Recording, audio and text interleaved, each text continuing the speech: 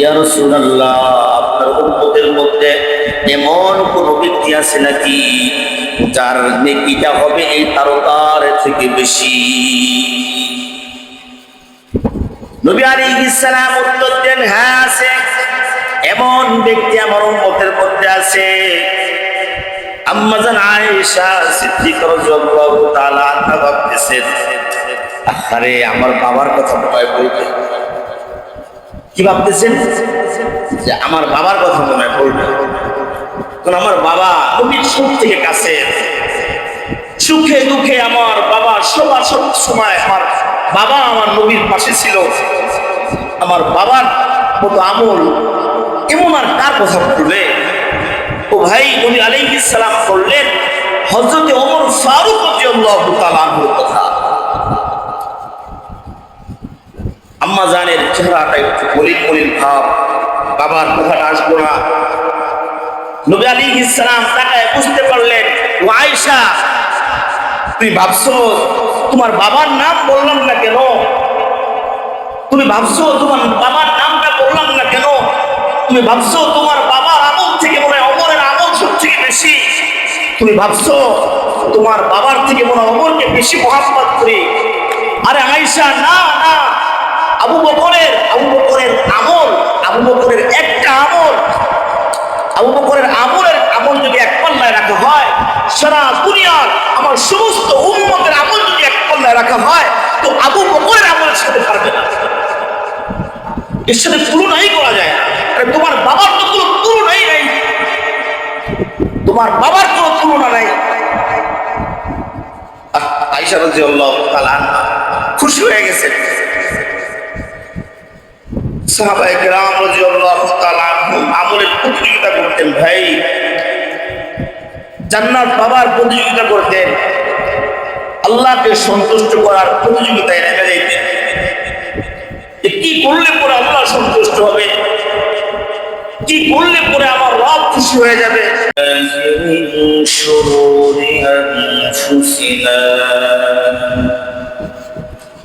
ومن سيئات أعمالنا من يهده الله فلا مضل له ومن يضلله فلا هادي له ونشهد أن لا إله إلا الله وحده لا شريك له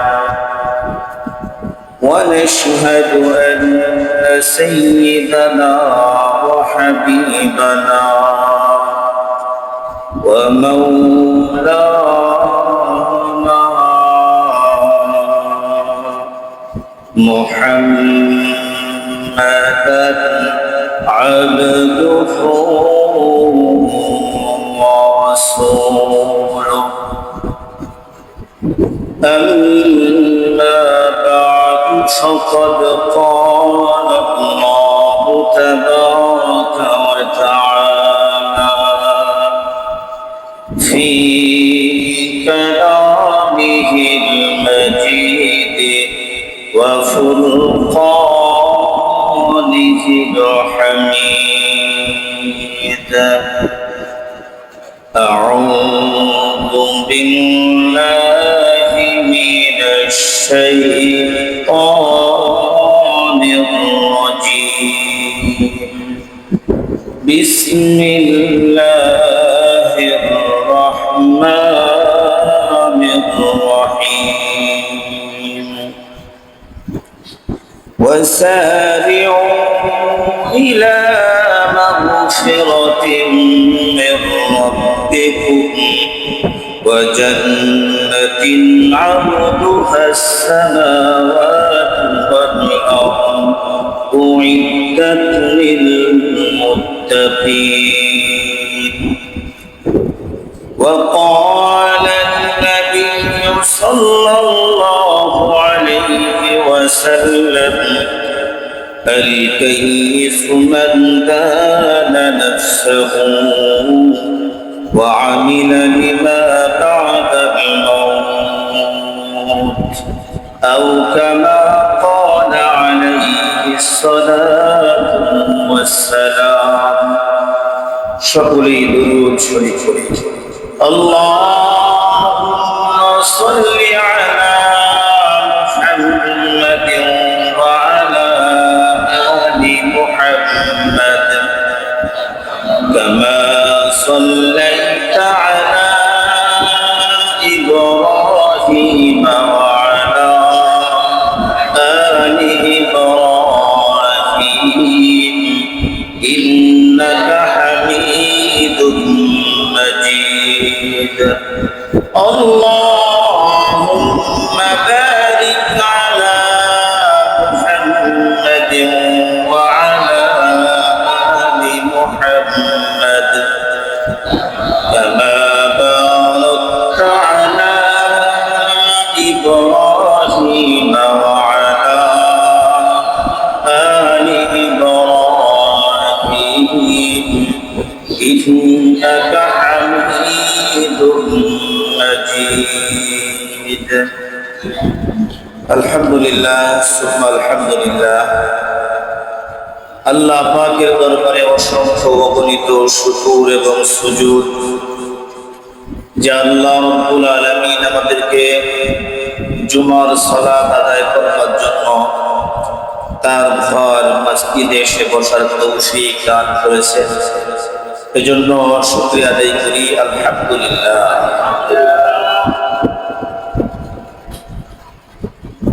পৃথিবীর মানুষ প্রত্যেকটা বিষয় নিয়ে প্রতিযোগিতা করার অভ্যাস, সেটা দুনিয়া কামাইয়ের জন্য হোক,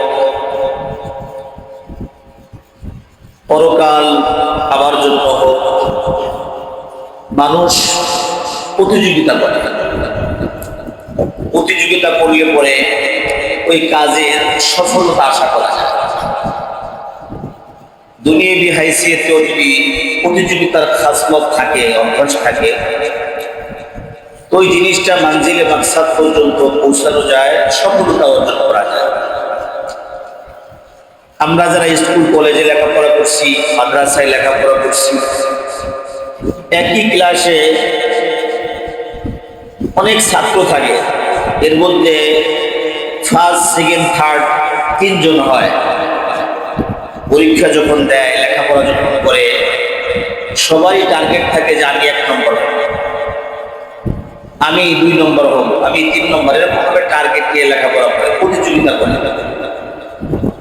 যারা প্রতিযোগিতা নিয়ে লেখাপড়া করে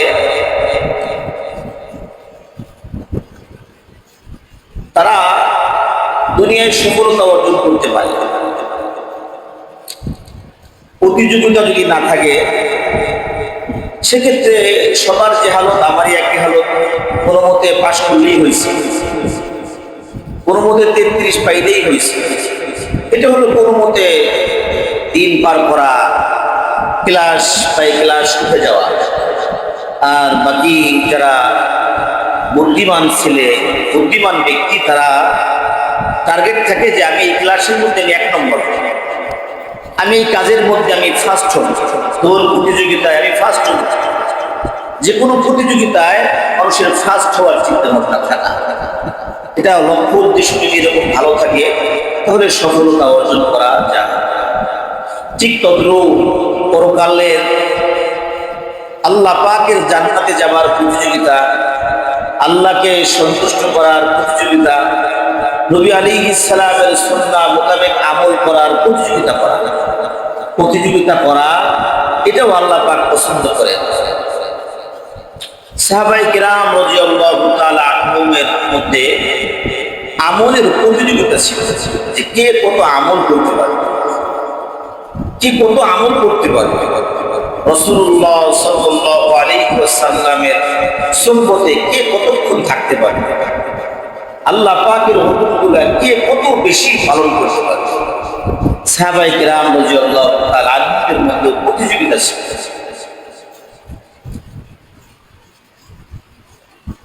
হিজরতের পরে নবী আলাইহিস সালাম যখন এই কিবলাতাইন মসজিদ, যেখানে কিবলা পরিবর্তন হয়, কিবলা পরিবর্তনের আয়াত নাজিল হওয়ার পরে নবী আলাইহিস সালাম মসজিদে আকসা থেকে কাবার দিকে ফিরে নামাজ পড়া শুরু করলেন। কিছু সাহাবায়ে কেরাম নবী আলাইহিস সালামের সাথে জামাতে ছিলেন, নামাজে ছিলেন। অনেক সাহাবী ওই সময় ছিলেন না। তো নবী আলাইহিস সালাম কিবলা পরিবর্তন হওয়ার পরে সাহাবীদেরকে একত্র জমা করে এই কিবলা পরিবর্তনের ব্যাপারে ওয়াজ নসিহত করতেছেন। যে আগে কিবলা দিকে ছিল বাইতুল মুকাদ্দাসের দিকে, আল্লাহ রাব্বুল আলামিনের হুকুম, এখন আমরা সবাই সমস্ত মুসলমান নামাজ পড়বে কোথায়? কাবার দিকে। একজন সাহাবী দূরে ছিল, নবী আলাইহিস সালামের এই পরিবেশে ছিল না। এই বিশাল বড় মসজিদ থেকে সাহাবী যখন আসতেছে, সাহাবী জিজ্ঞাসা করছে, কি ব্যাপার, এখানে এত বড় মসজিদ কিসের? নবী আলাইহিস সালাম আছেন, সাহাবায়ে কেরাম রাদিয়াল্লাহু তাআলা আনহুম আছেন, কি ব্যাপার? এই সাহাবী যখন জিজ্ঞাসা করলো কি হয়েছে এখানে, কি কিসের সমাবেশ? এক সাহাবী বলতেছে, আগে তো কিবলা ছিল বাইতুল মুকাদ্দাস, এখন থেকে কিবলা পরিবর্তন হয়ে গেছে। আমাদের সকলের কিবলা এখন মসজিদে হারাম, কাবা। এই কথা শোনার সাথে সাথে এই সাহাবী কিবলার দিকে হয়ে 2 রাকাত নামাজ পড়ে ফেললেন। সাথে সাথে কিবলা পরিবর্তন হয়ে গেছে, আগে ছিল মসজিদে আকসার দিকে, এখন হারামের দিকে, কাবার দিকে। সাথে সাথে 2 রাকাত নামাজ, তাকবীরে তাহরিম, আল্লাহু আকবার, 2 রাকাত নামাজ দাঁড়ায় গেছে। নামাজে পড়ে জিজ্ঞাসা করা হলো, কি ব্যাপার, তুমি কিবলা পরিবর্তনের কথা শোনার সাথে সাথে নামাজে দাঁড়ায় গেলা? ওই ভাই, তোমরা যারা আগে শুনছো তারা তো ওইদিকে ফিরে নামাজ পড়ছো, আমার তো কোনো সুযোগ হয় নাই, আমি তো পিছিয়ে পড়ে যাবো। আমি তো, কাবা ছিল আগে, কিবলা ছিল মসজিদে আকসা, এখন হলো কাবা, আমি তো পিছিয়ে পড়ে যাবো। ওই জন্য আমি সাথে সাথে 2 রাকাত নামাজ পড়ে পিছিয়ে না পড়ে, আমলের দিক দিয়ে পিছিয়ে না পড়ে, আল্লাহু আকবার, আমলের দিকে পিছিয়ে না পড়া। সাহাবায়ে কেরাম রাদিয়াল্লাহু তাআলা আনহুদের খাসলত ছিল আমলের প্রতিযোগিতা করা, আল্লাহকে সন্তুষ্ট করা, রাসূলকে সন্তুষ্ট করা। এটা সাহাবায়ে কেরামের খাসলত, অভ্যাসে ছিল। সব কিছু বিসর্জন দিয়ে দিয়েছেন আল্লাহকে সন্তুষ্ট করার জন্য। নবী আলাইহিস সালামের মুহাব্বতে সব বাদ দিয়ে দিয়েছেন। কেমন প্রতিযোগিতা? আল্লাহু আকবার। তাবুকের যুদ্ধের সময় নবী আলাইহিস সালাম কালেকশন করতেছেন সাহাবায়ে কেরামদের মধ্যে, যে তোমরা ডোনেশন করো, যুদ্ধের অনেক অর্থ লাগবে, সম্পদ লাগবে, তো যার যেরকম সামর্থ্য সেটা এখানে দান করো, ডোনেশন। সাহাবায়ে কেরামদের মধ্যে কেউ 4 ভাগের 1 ভাগ, কেউ 4 ভাগের 2 ভাগ, কেউ 3 ভাগ, বিভিন্ন ভাবে এরকম ভাবে সম্পদ যার যেরকম আছে নবী আলাইহিস সালামের সামনে নিয়ে আসছে।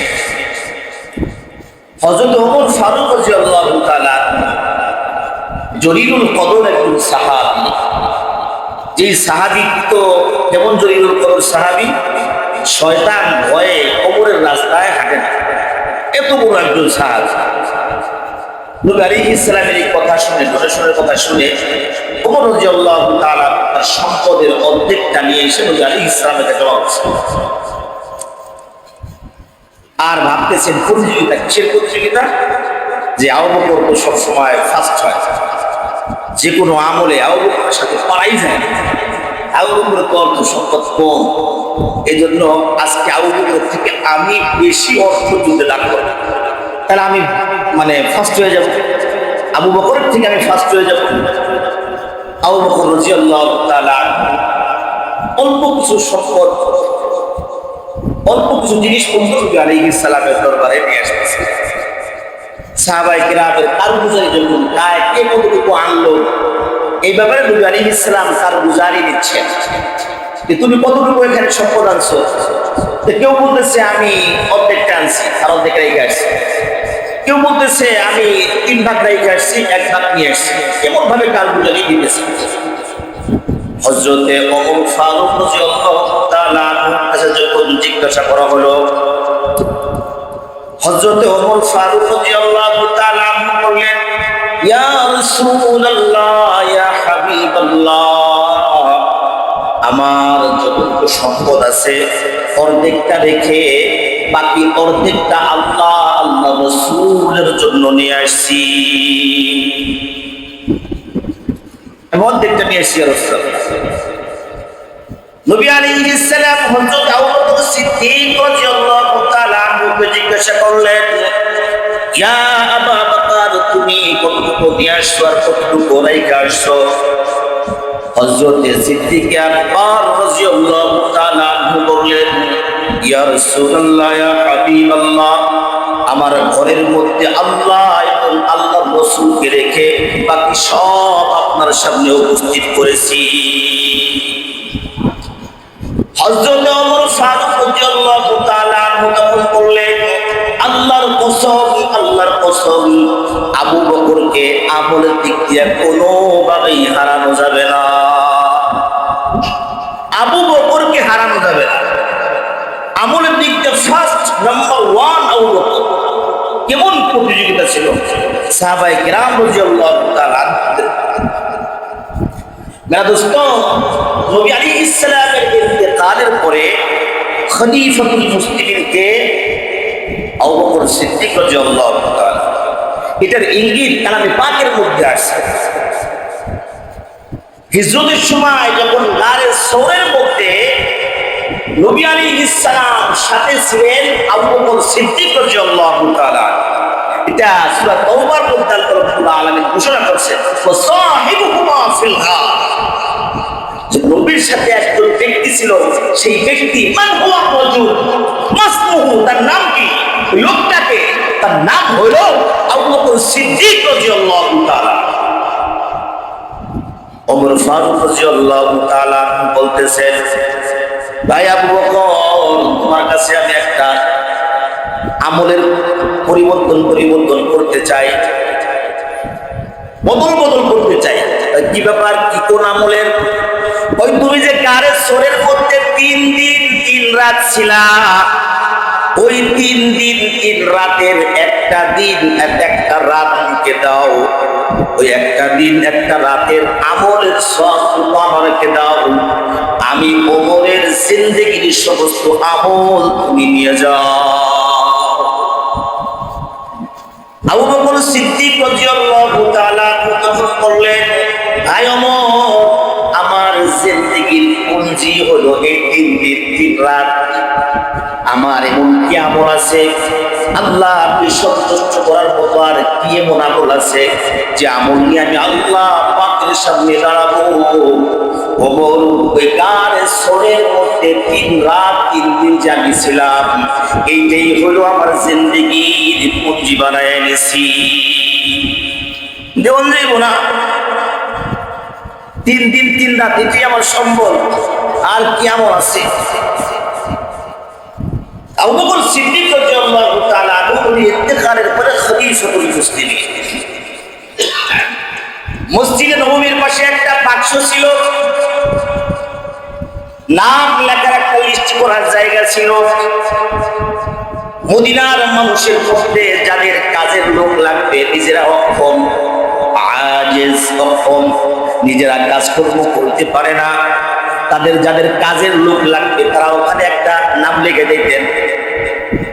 কাজের লোক লাগবে, সহযোগিতা লাগবে, কাজের সহযোগী কাদের লাগবে, যাদের সহযোগী লাগবে তাদের নামটা এই জায়গায় লেখা থাকে রাষ্ট্রীয়ভাবে। তো যে কাজ করে দেওয়ার জন্য ইচ্ছুক, কাজে সহযোগিতা করার জন্য ইচ্ছুক, ওই ব্যক্তির পাশে তার নামটা লিখে দিবে, যে এই ব্যক্তির কাজটা আমি করব। তার সাথে যোগাযোগ করে তার কি কি কাজ করা লাগবে করে দেবে। প্রতিদিন নামাজের পরে সবাই নজরে করত, এই ব্যক্তির কাজটা এই ব্যক্তি করবে, এই ব্যক্তির কাজ এই ব্যক্তি করবে। একজন বৃদ্ধা মহিলার নামের পাশে কোনো নাম নাই। হযরত ওমর ফারুক রাদিয়াল্লাহু তাআলা বলেন, সবাই নামের পাশে একটা করে নাম আছে, একটু পানি খাও। যার যার কাজের দরকার, কাজের লোক পাই দিতেছে, কিন্তু একটা মহিলার নাম, তার নামের পিছনে ফাঁকা, মানে কেউ নাই, কাজ করার মতো তার কেউ নাই। ওমর ফারুক রাদিয়াল্লাহু তাআলা ফজরের নামাজের পরে চলে গেলেন ওই বৃদ্ধার বাড়িতে। সালাম কালাম দিয়ে বলতেছেন, আমি আপনার কাজ করার জন্য আসছি, বলেন কি কি কাজ করা লাগবে। বিসমিল্লাহ।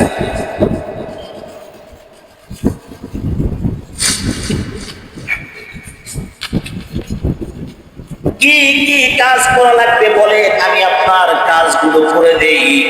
ওই মহিলা জবাব দিল, তোমার কোনো কাজ নাই, আমার যতটুকু কাজ ছিল ফজরের আগে একজন ব্যক্তি এসে করে দিয়েছেন। কি কয়, ফজরের আগে করে দিয়ে গেছে? আপনার নামের পাশে কোনো নাম দেখলাম না যে আপনার কাজ করে দিবে, খালি রেখে আমি আসলাম। কে এরকম গোপনে গোপনে কাজ করতেছে? ওমর রাদিয়াল্লাহু তাআলা দ্বিতীয় দিন আবার গেছেন ফজরের আগে, আজকে ফজরের পরে গেছি, ফজরের পরে যে দেখলাম কাজ যেন কেউ করে দিছে আগে, আজকে ফজরের আগে যাব। ফজরের আগে যা ওই বাড়িতে যখন ফোন করছে, সালাম কালাম দিছে, বলতেছে বৃদ্ধা মহিলা পূর্ণিমা, আপনার কি কি কাজ আমাকে বলেন, আমি করে দিই। তো বাবা আজকেও তো কাজ হয়ে গেছে। কে করলো? গতকালকে যে করছে আজকেও সেই করে গেছে। ওমর রাদিয়াল্লাহু তাআলা চিন্তা করলেন, হায় হায়, এই ব্যক্তির নামের কিছু কোনো নাম নাই, কে এমন নেক আমল করতেছে, রাতের অন্ধকারে এসে কাজ করে যায়। আগামীকালকে তাহাজ্জুদের সময়, কোথা কখন? তাহাজ্জুদের সময় আমি দেখবো লোকটাকে কে কাজ করে। তাহাজ্জুদের রক্ত আমরা চিনি। তাহাজ্জুদের রক্ত হলো যে আমরা সাহারি খাইছি না রোজার মাসে, সাহারি খাইছি, ওই সাহারি খাওয়ার শেষ সময় পর্যন্ত তাহাজ্জুদ। আর এখন আমরা আমাদের যুবক সমাজ এবং ঢাকা শহরে শহর কেন্দ্রিক যারা বসবাস করি, যারা একাকিত্ব মানে মানে পরিবার থেকে যারা আলাদা আলাদা, এরা যখন ফেসবুক ইউটিউব দেখতে দেখতে যখন রাইকা ঘুমার টাইম হয়ে যাবে, তখন বুঝবে যে এই তাহাজ্জুদের শেষ হইল না। এই সময়টা হলো এই সময়, ঘুম আসে না, ফেসবুক চলতেছে, ইউটিউব চলতেছে। আল্লাহ পাক প্রথম আসমানে এসে দেখতেছে, বান্দা কি দরকার বল আমাকে। আমরা কি খবর নাই, আমরা আমরা কি গাফেল। ওই সময় আল্লাহকে ডাকবো, কিন্তু শয়তান আমাদের বেখবর করে রাখবে। যাই হোক, তাহাজ্জুদের সময় হযরত ওমর ফারুক রাদিয়াল্লাহু তাআলা তাহাজ্জুদের রক্তে চলে গেলেন ওই বৃদ্ধার বাড়িতে। যা দেখলেন কাজকর্ম শেষ, কাজকর্ম শেষ। একটা লোক চাদর মুড়ি দিয়ে মুখ থেকে কাজ শেষ করে ঘর থেকে খালি পায়ে বের হয়ে যাচ্ছে। কাজ করাও শেষ, পায়ের মধ্যে কোনো জুতা নাই, মুখটাও ঢাকা, দেখাও যায় না, রাতের অন্ধকার, আবার মুখটাও ঢাকা, দেখা যাচ্ছে না। ওমর রাদিয়াল্লাহু তাআলা পিছন দিয়ে যায় ওই লোকটাকে এইভাবে জড়ায় ধরছে। মান আনতা, কে আপনি? মাসবুক, আপনার নাম কি? কই থেকে আপনি আসলেন? কে আপনি? আহা, মুখের থেকে চাদরটা সরানোর পরে দেখেন এটা আর কেউ নাই, আমিরুল মুমিনিন হযরত আবু বকর সিদ্দিক রাদিয়াল্লাহু তাআলা আনহু। ওমর রাদিয়াল্লাহু তাআলা বলতেছেন, কি ব্যাপার? আমিরুল মুমিনিন, মদিনার বাদশা, সারাটা দিন আপনি রাষ্ট্রীয় কাজে ব্যস্ত, রাতে একটু আরাম করবেন, ঘুমাবেন, এই রাতের অন্ধকারে আপনি এই বুড়ির বাড়িতে এসে কাজ করে দিতেছেন, আমরা তো আছি। হযরত আবু বকর সিদ্দিক রাদিয়াল্লাহু তাআলা তখন জবাব দিয়েছেন, আবু বকর, আমারও তো মরতে হবে, আল্লাহ পাকের সামনে আমারও দাঁড়াইতে হবে। তোমরা যে কাজ করতেছো, আমল করতেছো, আমিও তো মরবো, আল্লাহ পাকের সামনে আমারও তো দাঁড়াইতে হবে। আরে হিসাব নিকাশ তো আমারও হবে, আমি আল্লাহর কাছে কি জবাব দিব? হযরত, আপনার পায়ে জুতা নাই কেন? আমার পায়ে জুতা পরে যদি আমি আসি, তখন তো জুতা ছিল খড়মের জুতা, কাঠের জুতা, খটখট শব্দ হইতো।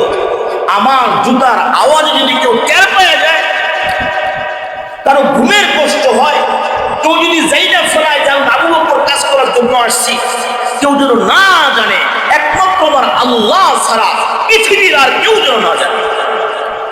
কারণ আমি তো আল্লাহর সামনে দাঁড়াবো, যে কোনো মুহূর্তে আমার মৃত্যু আসবে।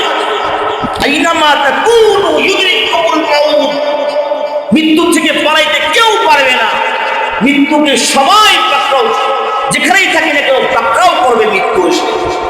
আমি বলবো মৃত্যুর পরে আমার তো আমলের দরকার আছে। আমি তো আল্লাহর সামনে আমি দাঁড়াবো, আমার আমল তো ওজন করা হবে। আবু বকর সিদ্দিক রাদিয়াল্লাহু তাআলা রাতের অন্ধকারে চেহারা ঢেকে কেমন ছিলেন আবু বকর রাদিয়াল্লাহু তাআলা।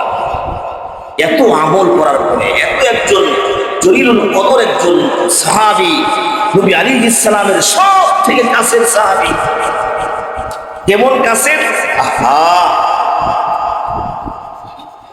জ্যোৎস্না রাইতে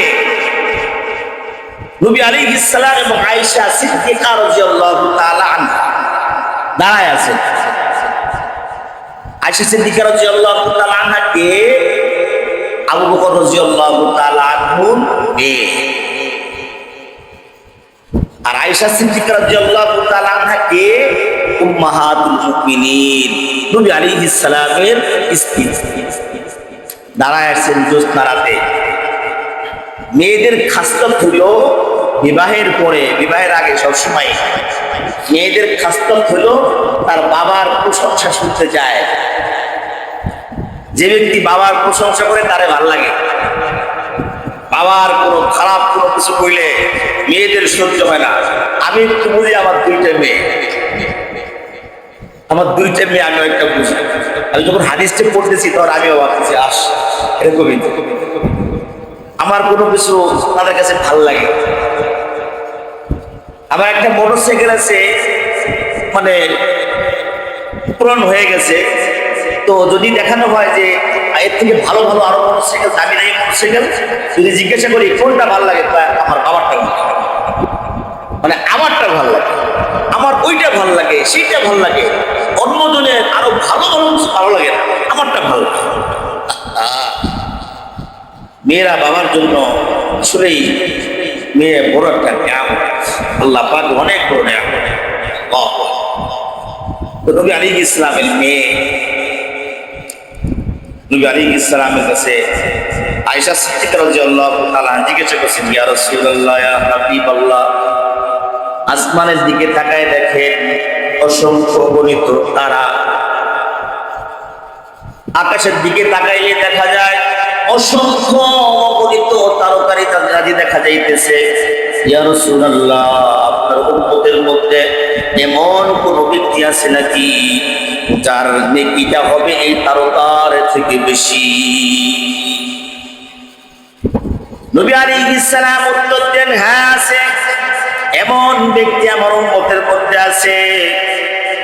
আম্মা জান আয়েশা সিদ্দিকা রাদিয়াল্লাহু তাআলা আনহা ভাবতেছেন, আরে আমার বাবার কথা মনে হয় বলবে। কি ভাবতেছেন?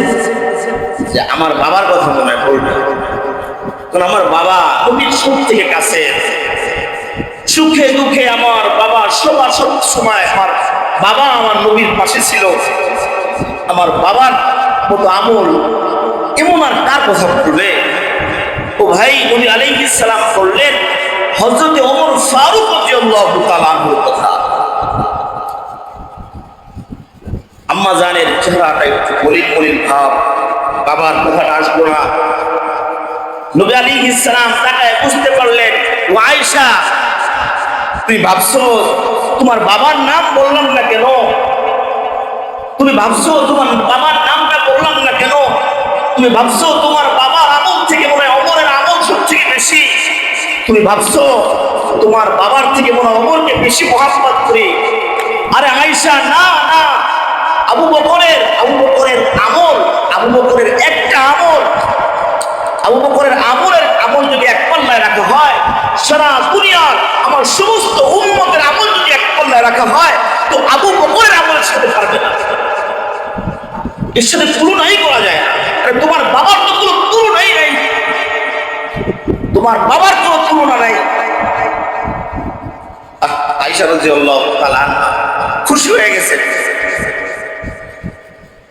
সাহাবায়ে কেরাম রাদিয়াল্লাহু তাআলা আনহুম আমলের প্রতিযোগিতা করতেন। ভাই, জান্নাত পাবার প্রতিযোগিতা করতেন, আল্লাহকে সন্তুষ্ট করার প্রতিযোগিতায় নেমে যাইতেন। কি করলে পরে আল্লাহ সন্তুষ্ট হবে, কি করলে পরে আমার রব খুশি হয়ে যাবে। হযরত আবু তালহা রাদিয়াল্লাহু তাআলা আনহু নবী আলাইহিস সালামের এক সাহাবী, আনসারী সাহাবী, ধনী সাহাবী, অনেক ধন সম্পদ টাকা পয়সা ছিল। যখন কুরআনুল কারীমের আয়াত নাযিল হলো, لن تنالوا البر حتى تنفقوا مما تحبون وما تنفقوا من شيء فإن الله به عليم। কশিনকালেও তুমি নেকি অর্জন করতে পারবা না, আল্লাহকে সন্তুষ্ট করতে পারবা না যতক্ষণ না পর্যন্ত তুমি তোমার প্রিয় বস্তুটা আল্লাহর রাস্তায় খরচ না করো। যতক্ষণ পর্যন্ত প্রিয় জিনিসটা আল্লাহর রাস্তায় খরচ করবা না, ততক্ষণ পর্যন্ত তুমি নেকি অর্জন করতে পারবা না, তুমি আল্লাহকে সন্তুষ্ট করতে পারবা না। তুমি যদি তোমার প্রিয় বস্তুটা তুমি আল্লাহর রাস্তায় খরচ করো, আল্লাহ রাব্বুল আলামিন তোমার উপরে সন্তুষ্ট হয়ে যাবে। এই আয়াতটা নাজিল হওয়ার পরে আবু তালহা আনসারী রাদিয়াল্লাহু তাআলা আনহু মদিনা মসজিদ নববীর সামনেই বিশাল বড় একটা সুন্দর বাইরুহা নামক একটা বাগান ছিল, খেজুরের বাগান। বাইরুহা নামক একটা বাগান, এই বাগানটা অত্যন্ত সুন্দর এবং ওই আবু তালহা আনসারী রাদিয়াল্লাহু তাআলা আনহুর কাছে সবথেকে পছন্দের একটা বাগান। এই বাগানের মধ্যে একটা কুয়া ছিল, এর থেকে নবী মিষ্টি পানি ছিল, নবী আলাইহিস সালাম মাঝে মাঝে যাইতেন, এই থেকে পানি পান করতেন। আয়াতটা যখন নাজিল হয়ে গেল, আবু তালহা আনসারী রাদিয়াল্লাহু তাআলা আনহু নবী আলাইহিস সালামের কাছে এসে বলছেন, ইয়া রাসূলুল্লাহ, ইয়া হাবিবাল্লাহ, আল্লাহ তো বলছেন সবথেকে প্রিয় বস্তুটা আল্লাহর রাস্তায় খরচ করার জন্য। যদি আল্লাহকে সন্তুষ্ট করতে চাই, নেকি যদি অর্জন করতে চাই, ইয়া রাসূলুল্লাহ, ইয়া হাবিবাল্লাহ, এই যে সামনে মদিনা মসজিদ নববীর সামনে বাইরুহা নামক যে বাগানটা আছে, আমার সমস্ত কিছুর মধ্যে এই বাগানটা আমার কাছে প্রিয়। ইয়া রাসূলুল্লাহ, ইয়া হাবিবাল্লাহ, এই বাগানটা আমি আল্লাহর রাস্তায় দান করে দিলাম। সাহাবায়ে কেরাম কেমন ছিলেন, কেমন ছিলেন! আল্লাহু আকবার। আল্লাহকে সন্তুষ্ট করবার জন্য ব্যাকুল হয়ে যায়। কিসের বাগান? বাগান। নবী আলাইহিস সালাম তো বললেন, আহা, তোমাদের চমৎকার একটা ব্যবসা হয়ে গেল, তুমি তো আল্লাহ পাকের সাথে একটা ব্যবসা করে ফেললে। আল্লাহ রাব্বুল আলামিন বলেন, ইন্নাল্লাহা ইশতারা মিনাল মুমিনিনা আনফুসাহুম। সূরা তাওবার মধ্যে আসছে, আরে মুমিন ব্যক্তি, তোমার জান মাল তো আমি কিনলাম, কিসের বিনিময়ে? বিআন্না লাহুমুল জান্নাহ, আমি তোমাকে জান্নাত দিব, আর তোমার জান এবং তোমার মালটা আমি রব কিনে নেব। তুমি যদি তোমার জানটা আমাকে দিতে পারো, তোমার সম্পদ যদি আমাকে দিতে পারো, তাহলে বিনিময়ে আমি রব তোমাকে জান্নাত দিয়ে দেব। মুমিনদের মানে নফস, জান এবং মাল আল্লাহ পাক কিনে নিয়েছে। আপনি আমি কি বিক্রি করতে পারছি? আল্লাহ পাক তো ক্রয় করছে, আপনি আমি কি বিক্রি করছি? আল্লাহ পাক কিনে নিয়েছে। জান মাল আমার কাছ থেকে দাও, আমাকে দাও, বিনিময়ে কি দিব? বিআন্না লাহুমুল জান্নাহ, আমি রব তোমাকে জান্নাত দান করব। কিন্তু শয়তান আমাদেরকে গাফিল করে ফেলে। কিসের প্রতিযোগিতা, কিসের আমলের প্রতিযোগিতা? আরে ভাই, এমন বন্ধু বান্ধবের সাথে উঠা বসা করা উচিত যারা নামাজের দিকে ডাকে, যারা জিকির করে, কোরআনুল কারীমের তেলাওয়াত করে, যারা যে তাকে দেখলে আপনাকে আল্লাহর কথা স্মরণ হয়, যাকে দেখলে পরে জিকির করতে মনে চায়, যাকে দেখলে পরে সাদকা করতে মনে চায়, যাকে দেখলে পরে তওবা করতে মনে চায়, দুই রাকাত নামাজ পড়তে মনে চায়, এমন ব্যক্তিদের সাথে উঠা বসা করা উচিত।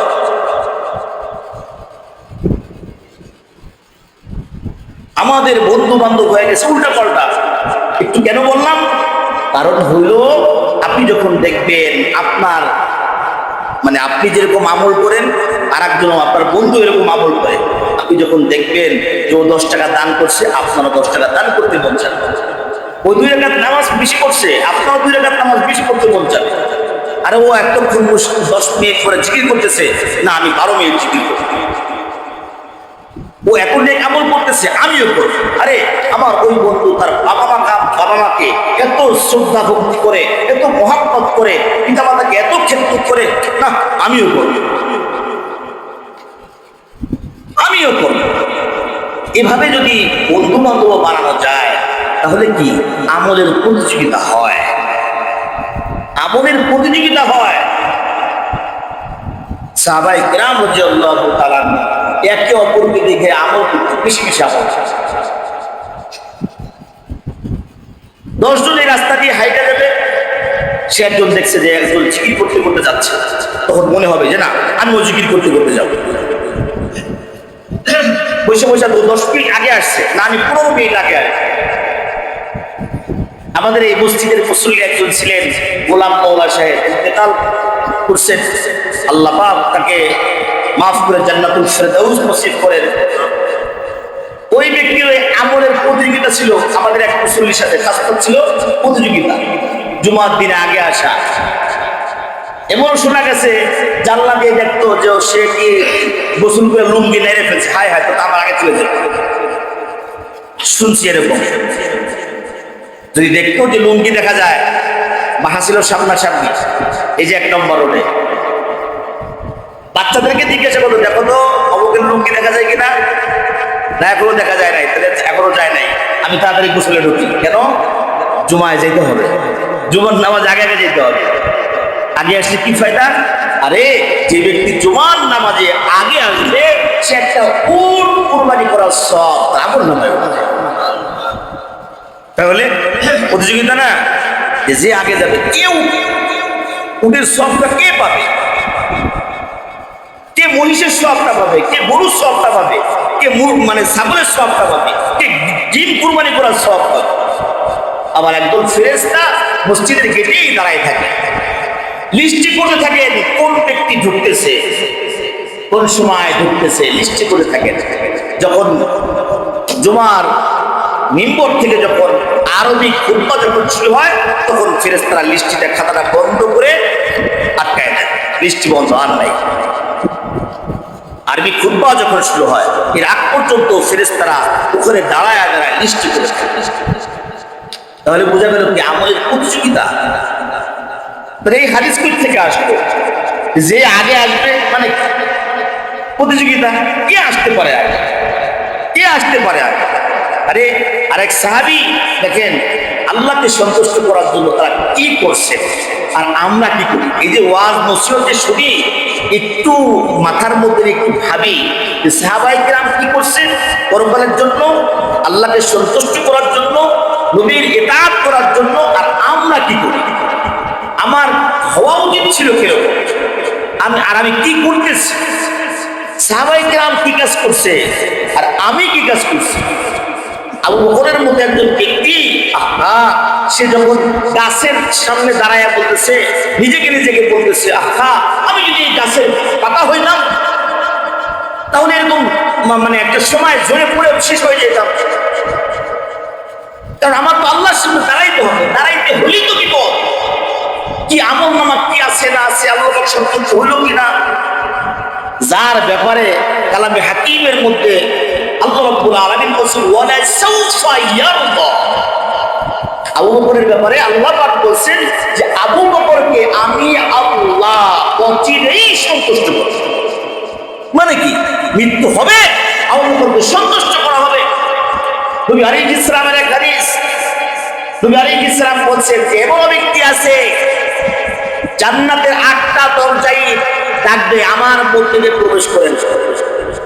8টা দরজাই বলবে এই ব্যক্তি যদি আমার কাছে প্রবেশ করত, সে নিজেকে ধন্য মনে করত, নিজেকে কি ধন্য মনে করত।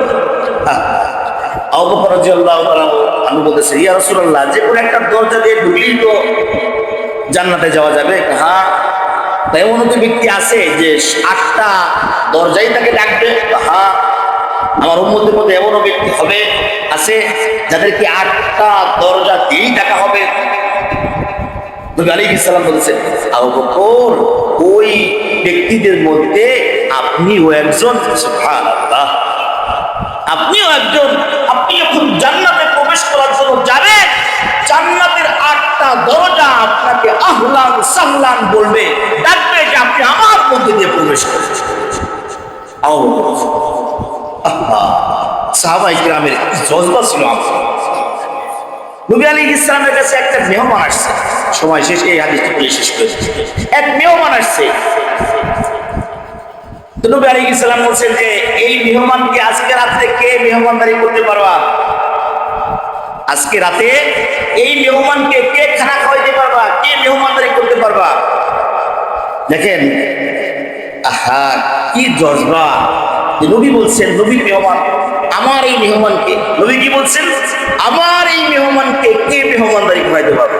সাহাবায়ে কিরামের ভিতরে আমার নবীর মেহমান। এক সাহাবী বললেন, ইয়া রাসূলুল্লাহ, আচ্ছা যাও তুমি এর সাথে চলে যাও। এই সাহাবী ওই মেহমানকে, নবীর মেহমানকে নিয়ে বাড়িতে গেছে।